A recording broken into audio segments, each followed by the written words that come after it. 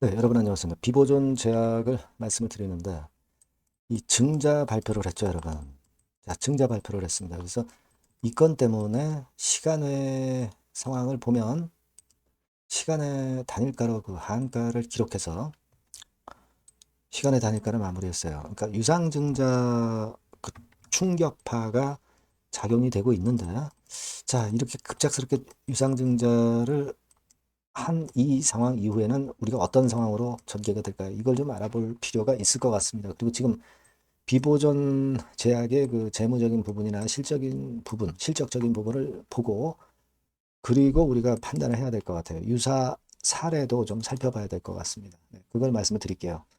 자, 그리고 영상 끄트머리에는 잭팟주도 하나 말씀을 드릴 겁니다. 네, 요거는 꼭 공략하셔서 대박 한번 내시라는 말씀 드리고 싶습니다. 네. 자, 그러면 비보존 제약 말씀을 드릴게요. 여러분들의 구독, 좋아요, 알림 설정 대단히 감사하고요. 여하튼 어려운 경우를 당한 듯 싶은데 앞으로도 제가 중요할 때 여하튼 말씀을 드리겠고요.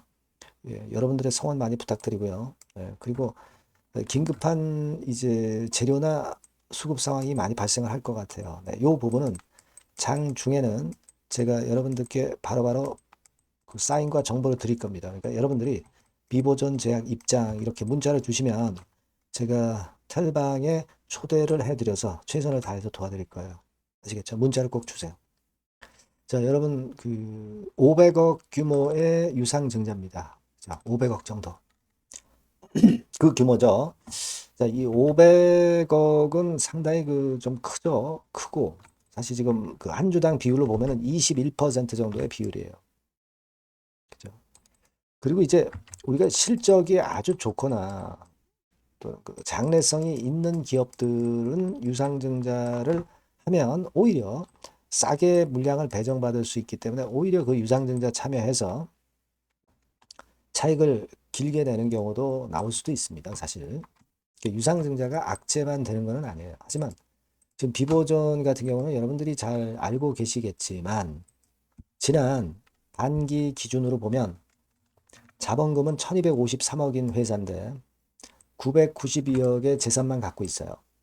자본 총계가 그걸 의미하는 거죠. 그러니까 본전인 1253억 대비해서 일부 지금 손실이 나고 있는 거죠. 이 차이만큼 일부 자본 잠식이 지금 현재 발생이 되고 있는 겁니다. 그래서 이런 기업이 증자를 해서 물량 압박이 있게 되니까 그게 부담인 거예요. 그죠?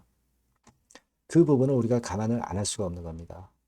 지금 현재 현금을 갖고 있는 것도 보면은 36억 정도의 유동금융자산하고요. 현금성 자산이 10억, 한 46억 정도의 현금성 자산만 보유하고 있으니까, 뭐, 일단 지금 뭐 증자를 안 할 수 없는 상황이죠. 그죠? 사실은 이런 재무 구조를 개선하려면 감자를 해가지고 증자를 한다든가, 이렇게 하는 방법을 가져가는 게 이제 원안인데, 이렇게는 안 하고 막바로 그냥 증자 발표를 했네요. 액면가가 2,500원짜리 기업이죠. 그러니까 보통 다른 코스닥 기업 그 500원짜리 액면가 기준으로 한다면 주가는 지금 현재 주가를 5로 나눠서 한 1,300원 정도에 거래되고 있다고 봐야 될 거라고 생각이 듭니다. 그러니까 좀 저가성 종목이다. 이런 느낌이 없지 않아 있죠. 그죠? 그리고 여러분들 뭐 일단 재료들은 뭐 물론 있죠. 임상권에 대한 재료는 있습니다. 그러나 이런 건보다도 지금 현재는 증자로 인한 단기적인 물량 압박이 작용이 될 수 있다는 거죠. 근데 뭐 유상증자를 발표를 했다 하더라도 처음에 급락을 했다가 나중에 만의 파동이 나오는 종목들이 꽤 있었던 것으로도 볼 수 있기 때문에 그 부분도 어쩌면 감안을 한번 해볼 그럴 이유도 있기는 합니다. 뭐 이를테면 여러분 최근에 그 증자를 발표한 기업들 중에서 뭐 신테카 바이오 이런 종목은 발표를 하고 계속 미끄러졌지만 그러나 뭐 이를테면 이제 포바이퍼 이런 종목들은 증자를 발표하고 밀었지만 다시 만회를 했어요. 그죠? 이런 종목도 눈에 보인단 말이에요. 그리고 젠백스 같은 경우도 한번 보시면 증자 발표하고 내렸지만 이걸 만회하는 파동이 나왔어요. 그리고 뭐 이를테면 뭐 RS 오토 같은 경우도 보면 증자 발표를 RS 오토 같은 경우도 8월 29일 날 해서 밀었지만은 다시 이걸 회복을 했어요. 그죠?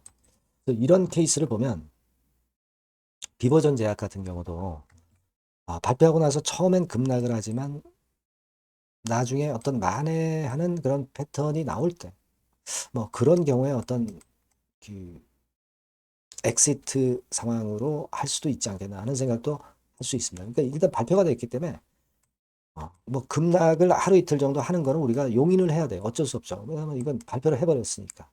그죠? 하지만 그 이후에 우리가 이런 반전 과정이 있을 수도 있다는 것을 생각해야 돼요. 그죠?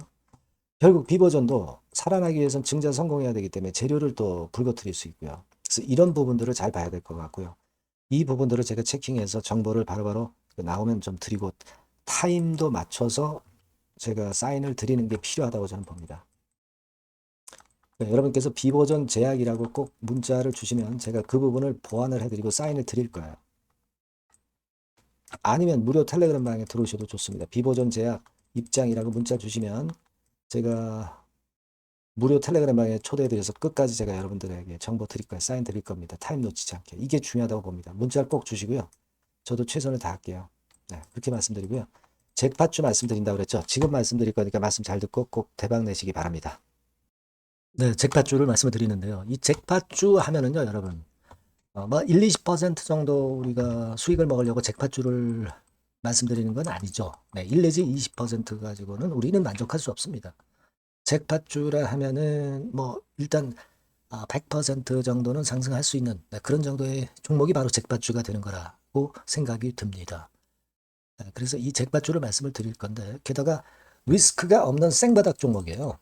그러니까 이미 급등을 한 종목들은 필요가 없다는 얘기죠, 여러분. 미리 바닥권에서 잡을 수 있는 종목을 추천하는 것이 맞지. 이미 크게 올라서 급등해서 리스크가 큰 종목은 추천할 가치가 없다고 저는 봅니다. 그래서 이 잭팟주를 말씀을 드리는데요. 섹터는 역시 전기전자 쪽입니다. 이 IT 쪽이 역시 그 신기술이 많죠. 신기술이 많습니다. 신기술 갖고 있는 종목들이 많아요. 시장을 리드하는 거는 역시 최종적으로는 항상 IT 쪽이에요. 그래서 이 IT 쪽에서 한번 선택을 해봤고요.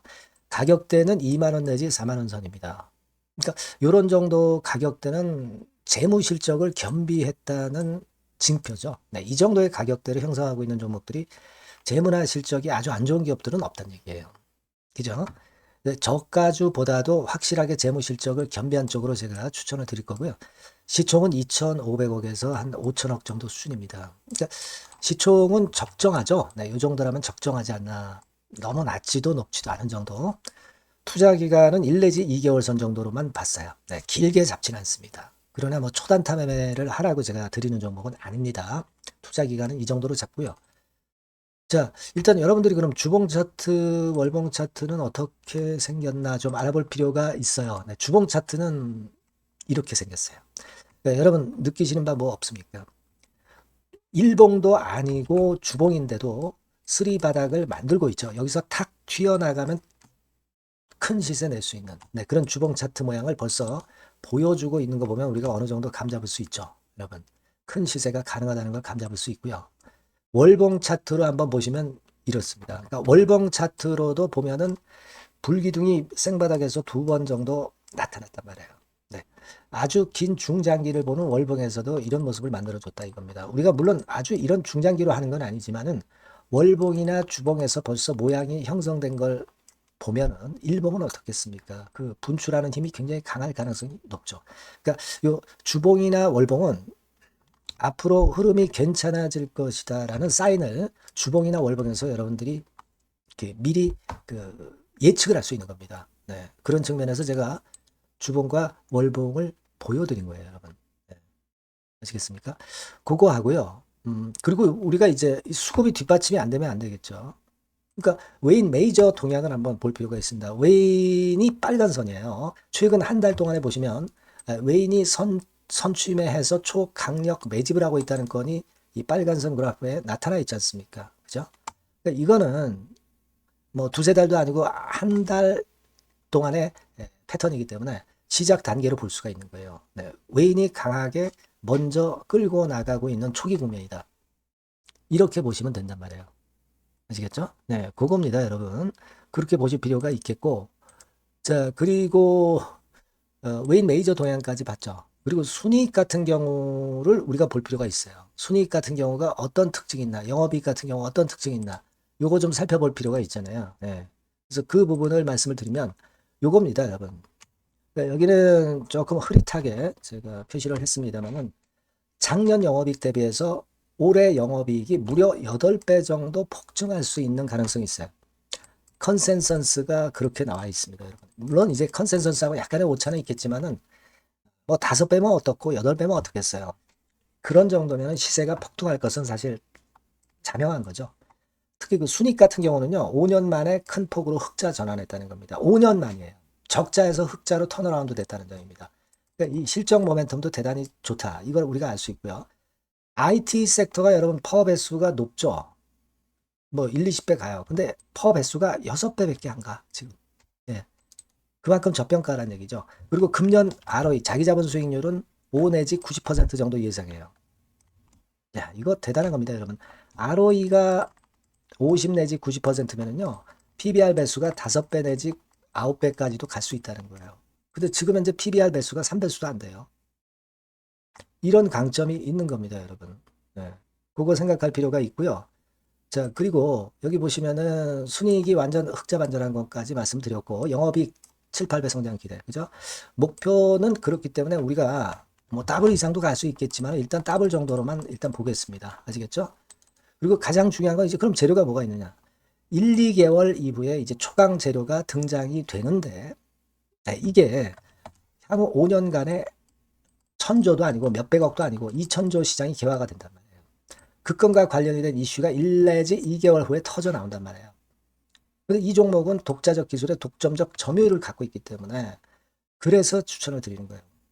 그래서 이 관련 시장이 이제 늦어도 연말 내에 나올 거예요. 1, 2개월 후에 나올 것으로 예상이 되는데 만약에 늦어진다 하더라도 연말에 나올 겁니다. 그렇다고 한다면 해당 시장은 연말 연초부터 본격 성장하는 초기 국면이 되는 거예요.